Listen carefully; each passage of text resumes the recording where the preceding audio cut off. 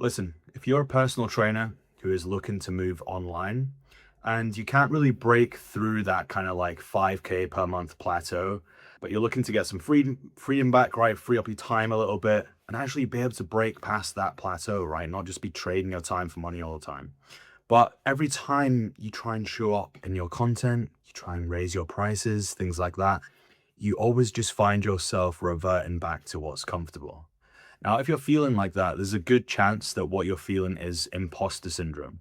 And, you've got this vision in your head of how you want your life to look, but something inside you just keeps kind of pulling you back to what's safe, back to the gym floor, just doing what you've been doing for years, basically. Here's the good news is that what you're feeling is completely normal. And it's exactly what's supposed to happen at that stage where you're trying something new, you're trying to put yourself out there, experiment with a new business model. That that feeling is normal, and a lot of people demonize it and just let it overcome them. But until you actually reframe that in a way that's going to benefit you, as opposed to just shrink you down into that kind of old self that you're trying to break free from, then nothing is going to change. So, what I'm going to do in this video is just walk you through three things: why this is even happening in the first place, how to actually manage it when it shows up, and how to actually jump 2 feet into this new identity of the person that you're trying to become, the person who is making 10 to 20K per month, who can, who has full control of their schedule, who travels whenever they want, whatever that looks like for you. And you know what it is, you know where it is you're trying to get to, but you're still operating on a day-to-day basis in a model that doesn't actually align with that kind of person. So first, let's go into why this is even happening in the first place. Now, the problem is identity and action, they move at different speeds. So your actions will start changing way before your identity actually forms that aligns with these actions. So that's why oftentimes it feels like a lot of friction. Think about when you first started going to the gym. For me, it was a big weight loss journey. I was about 130 kilograms, very, very overweight, didn't do any physical exercise, was really not confident at all, had crazy social anxiety and things like that. And it wasn't like a first time thing. When I made this change, that wasn't just like I made a decision to do it. I made this decision probably a year or two before I actually properly followed through with it. Those times where I actually made an effort, tried to eat better, tried going to the gym, doing exercise, and then I would fail and ultimately just revert back to what I was doing before, which kept me stuck. Now, did I manage to do it eventually? Yeah, because I just made a decision in my head and I followed through with it. But the problem is, it feels like a chore. What you're doing doesn't align with what you think feels safe and familiar. So that's why it feels like there's a lot of friction going on, and it's very difficult to get past that. Whereas if we kind of take a look at myself now, I love going to the gym because it feels like therapy. Like that old version of myself would never feel that way. Now I just do it for fun.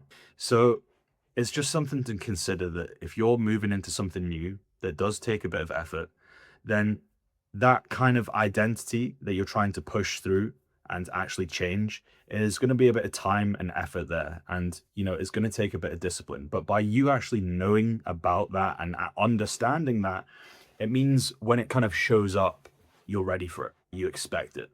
And the other thing is that imposter syndrome only shows up when you're growing. So you might feel these negative emotions around what you're trying to do, but you can easily just reframe that as if it shows up, then it means you're actually putting yourself out there and you're moving in the right direction. You're making moves that align with this person who you're trying to become. So when those feelings show up, just acknowledge it and understand that this is a good thing.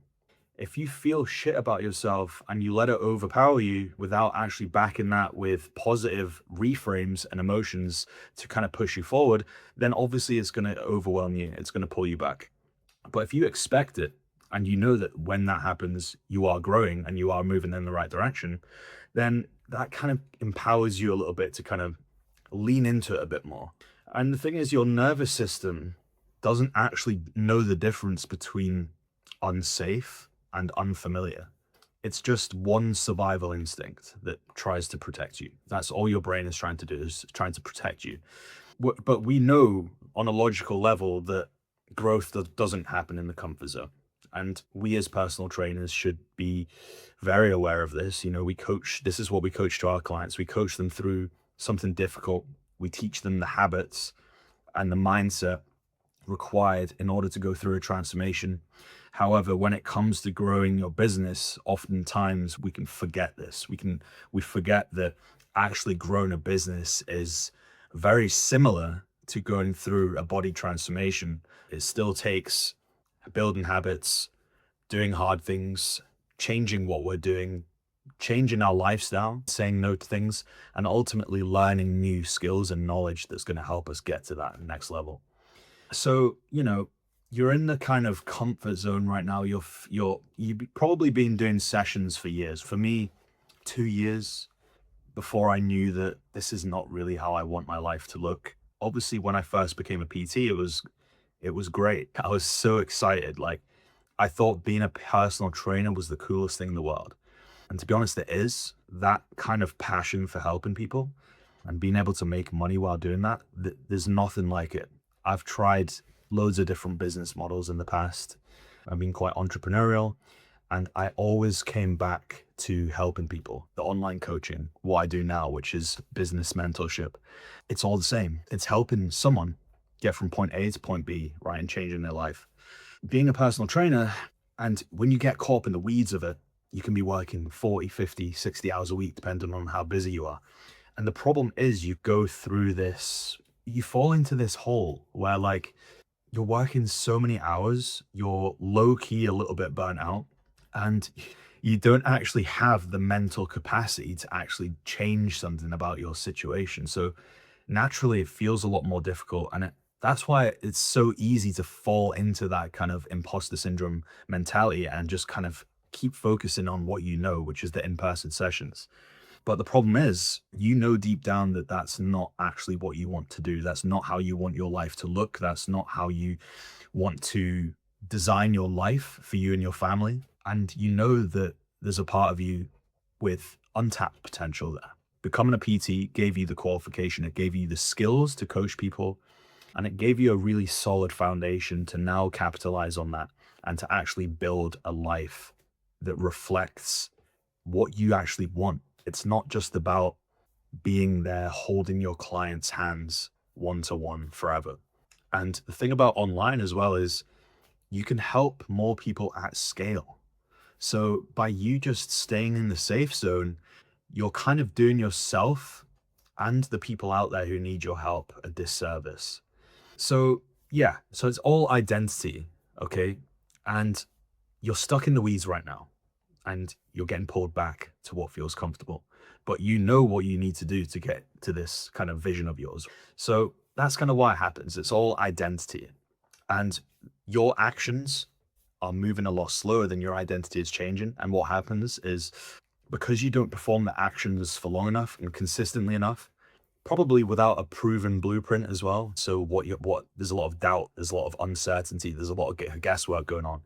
And that as well can pull you back because once that kind of overpowers you, you then just go back into the comfort zone.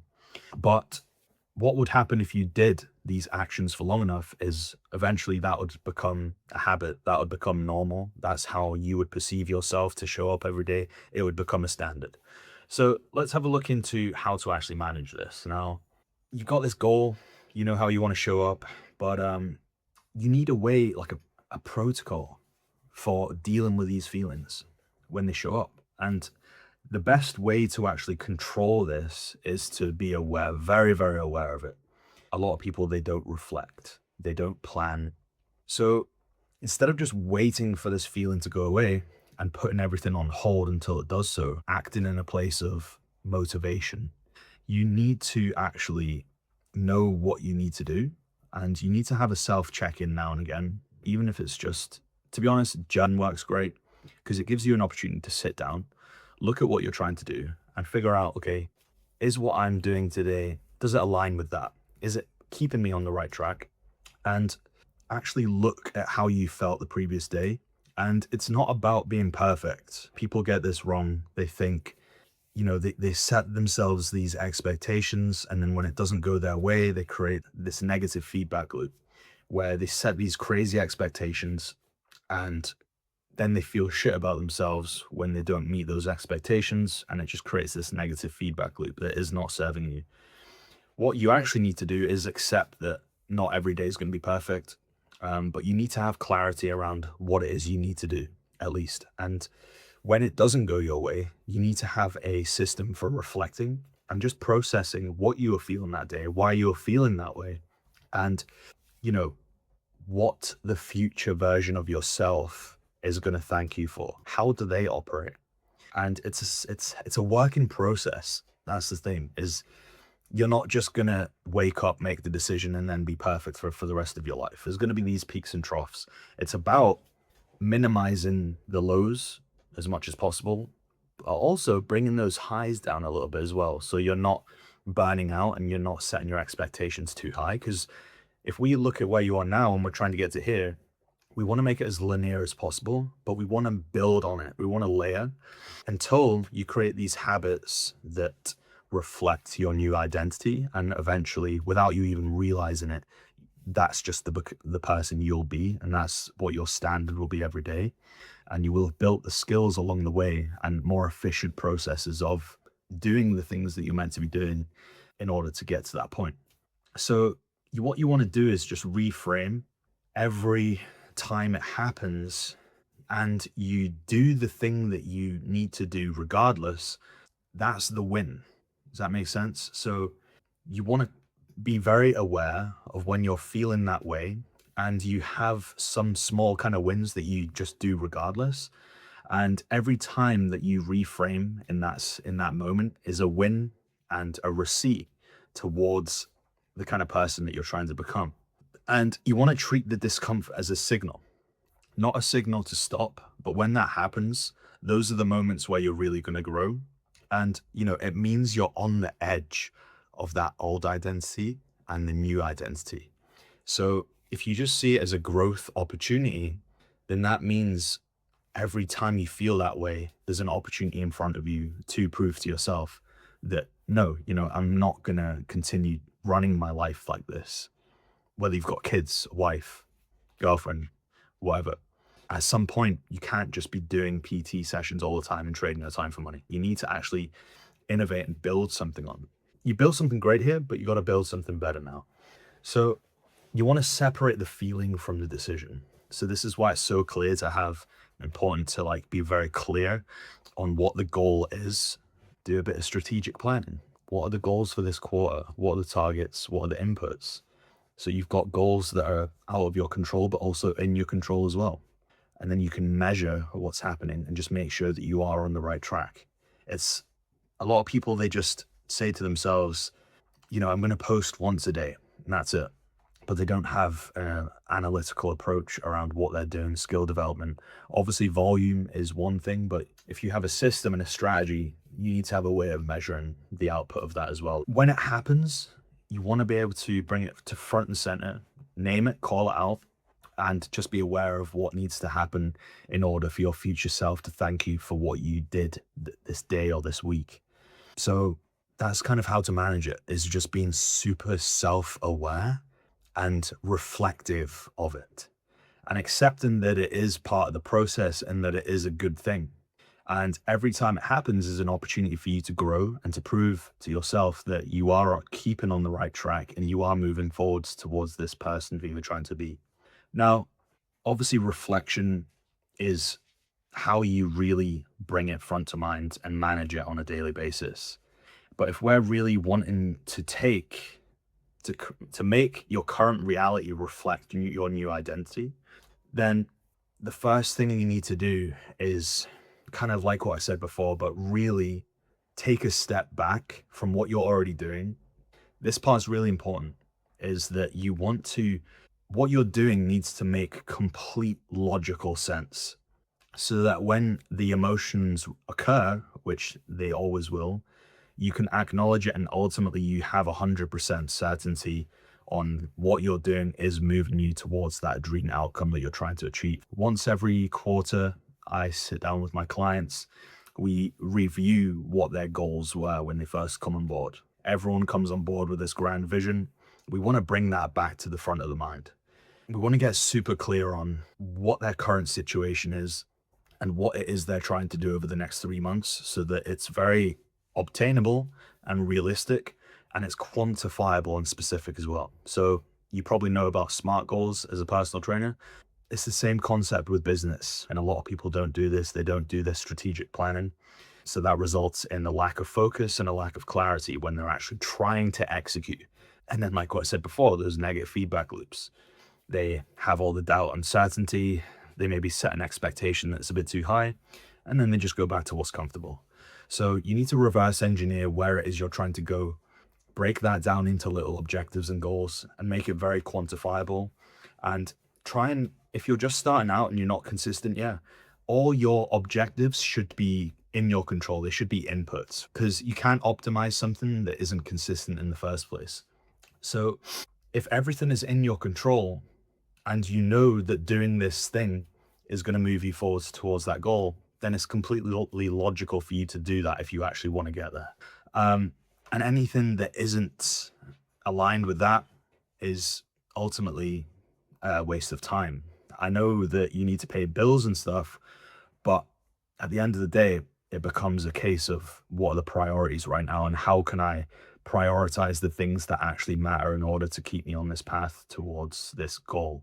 And the thing is, you don't think your way into the new identity. Yes, the planning is very important because it empowers you to make the right decisions and it gives you that logical frame in those times where emotions are high and pulling you back.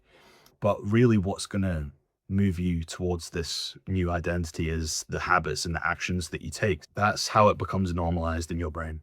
So if everything was easy, right, everyone would have it. So it's just part of accepting the process. And the good news is it might feel scary to like jump 2 feet into this, but you'd be fucking surprised how fast things can change in this business model. Not asking you to study to be a doctor here, where you have to put in 8 years of graft before you even get a job that pays you half decent income. No, it's prioritizing and actually just doing the things that need to be done in a very simplified way. It doesn't actually take that long when you really think about it. I'm not asking you to do 40-hour weeks here.